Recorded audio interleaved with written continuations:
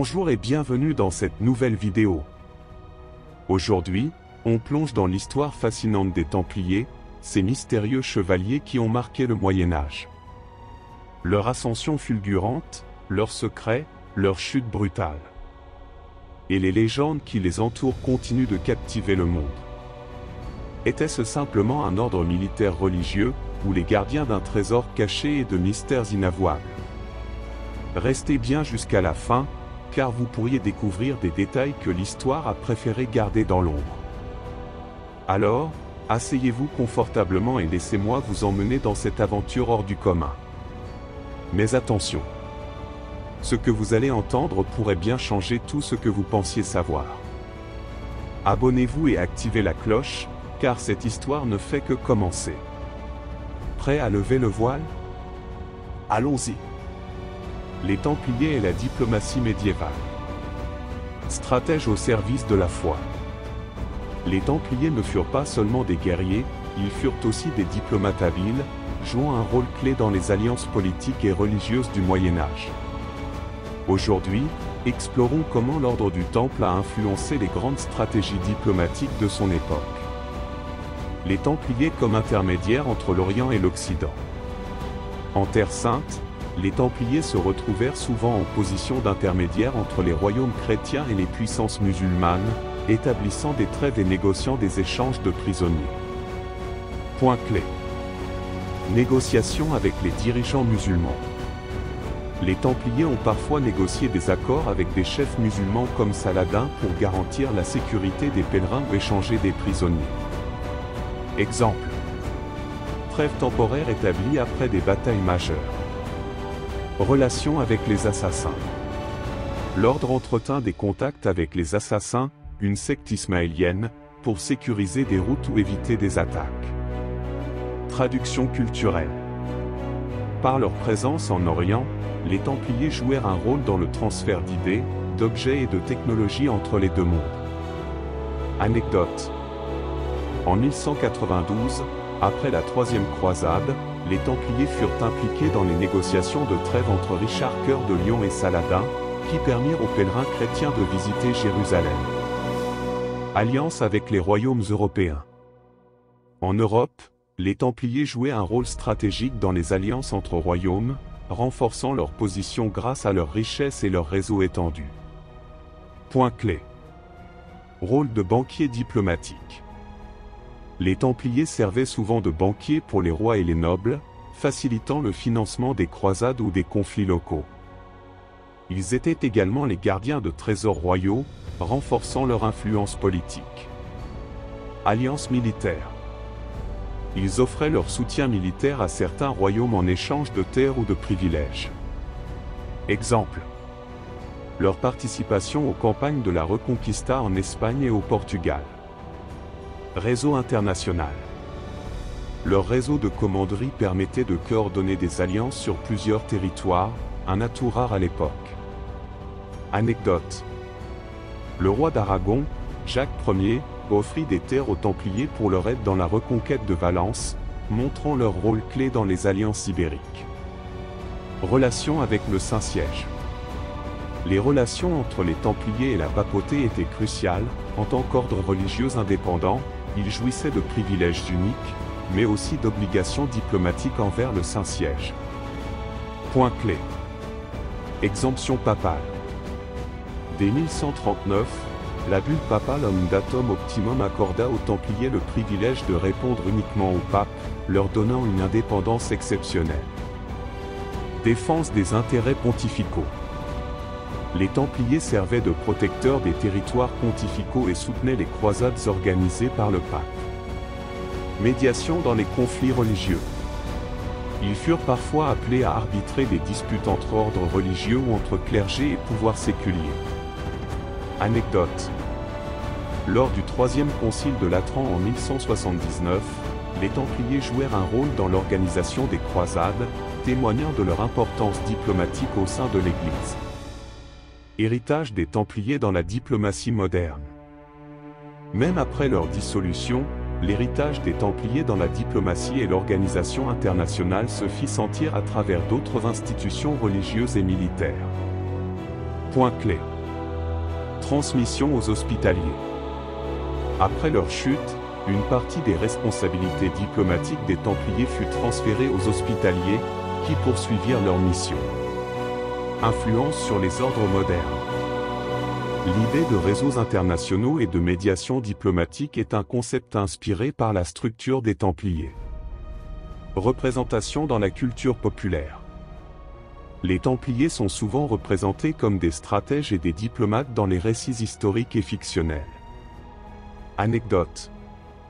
L'ordre souverain militaire de Malte, héritier des Hospitaliers, s'inspire encore des structures diplomatiques développées à l'époque des Templiers.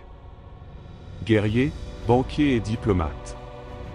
Les Templiers n'étaient pas seulement des chevaliers de la foi, ils étaient aussi des acteurs diplomatiques de premier plan. Leur capacité à naviguer entre alliances politiques et missions spirituelles a laissé un héritage durable dans l'histoire, symbolisant la fusion de la foi et de la stratégie. Les Templiers, le Graal et les légendes arthuriennes. Chevalier sacré et quête éternelle.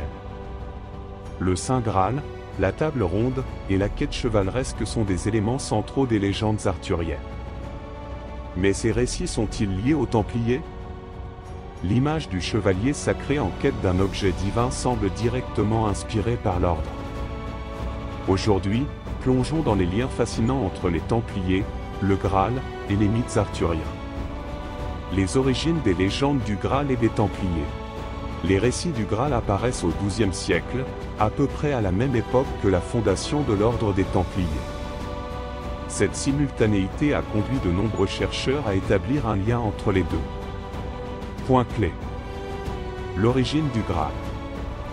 Le Saint Graal est introduit par Chrétien de Troyes dans Perceval ou le Conte du Graal, vers 1180, comme un objet sacré, parfois une coupe, parfois une pierre mystérieuse. La création des Templiers. Fondés en 1119, les Templiers étaient chargés de protéger les pèlerins et les lieux saints, une mission qui résonne avec la quête spirituelle des chevaliers du Graal. Contexte des croisades. Les croisades ont inspiré les récits de chevalerie et de quête spirituelle, mélangeant foi chrétienne et mystère. Anecdote. Certaines théories suggèrent que l'idée du Graal comme objet divin proviendrait de reliques sacrées ramenées d'Orient par les Templiers. Les Templiers comme inspiration des chevaliers du Graal.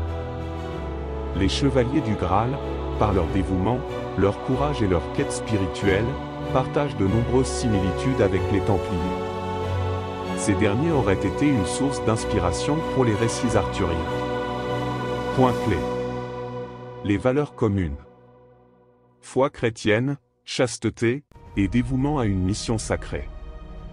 L'image du chevalier défenseur des opprimés et protecteur du sacré, un rôle central chez les Templiers. La quête divine.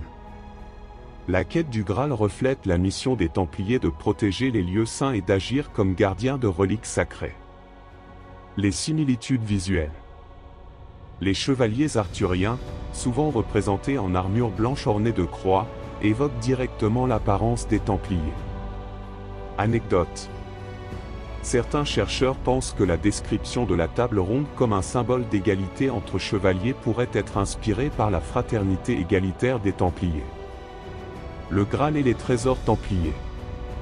Une théorie fascinante lie le Saint Graal aux trésors templiers. Ces derniers auraient caché des objets sacrés, alimentant la légende d'une quête mystérieuse. Point clé. Le Graal comme relique sacrée. Le Graal est parfois décrit comme la coupe utilisée par Jésus lors de la scène, ou celle ayant recueilli son sang pendant la crucifixion. Les Templiers, en tant que gardiens de reliques, auraient pu cacher un objet correspondant à cette description. Théorie sur leur trésor. Des sites comme Gisors ou la chapelle de Rosslin sont associés à des cachettes de trésors templiers, potentiellement liés au Graal. Le rôle de l'Arche d'Alliance. Certains pensent que les Templiers auraient trouvé l'Arche d'Alliance sous le temple de Salomon, renforçant leur association avec la quête du sacré. Anecdote. La chapelle de Rosslin, en Écosse, est souvent citée comme un lieu où les Templiers auraient caché le Graal, notamment en raison de ses symboles mystérieux et de son architecture énigmatique. l'héritage culturel des Templiers dans les légendes arthuriennes. Les récits modernes sur le Graal et les Templiers continuent de perpétuer l'idée qu'ils sont liés, renforçant leur place dans l'imaginaire collectif. Point clé. Le Graal dans la culture moderne. Des œuvres comme Indiana Jones et la dernière croisade ou le Da Vinci Code associent directement le Graal aux Templiers. Templiers et chevaliers mythiques. L'image du chevalier pur et sacré des légendes arthuriennes est indissociable de celle des Templiers. Un symbole de quête personnelle. Le Graal, tout comme les Templiers, est devenu un symbole de quête spirituelle et d'idéal chevaleresque. Anecdote. Le roman Parzival de Wolfram von Eschenbach associe le Graal à des chevaliers mystérieux vivant dans un château isolé, une description qui évoque les forteresses templières. Entre mythe et réalité. Les liens entre les Templiers et les légendes du Graal reflètent une quête commune d'un idéal sacré et spirituel. Que ce soit par leur rôle historique ou par leur influence culturelle, les Templiers resteront toujours associés à ces récits de foi et de mystère. Le prochain épisode. Dans notre prochain épisode, découvrez un autre mystère captivant, l'influence des Templiers sur la structure des sociétés secrètes modernes. Les Templiers et les femmes au Moyen-Âge. Alliance, mécénat et influence. Rendez-vous très bientôt.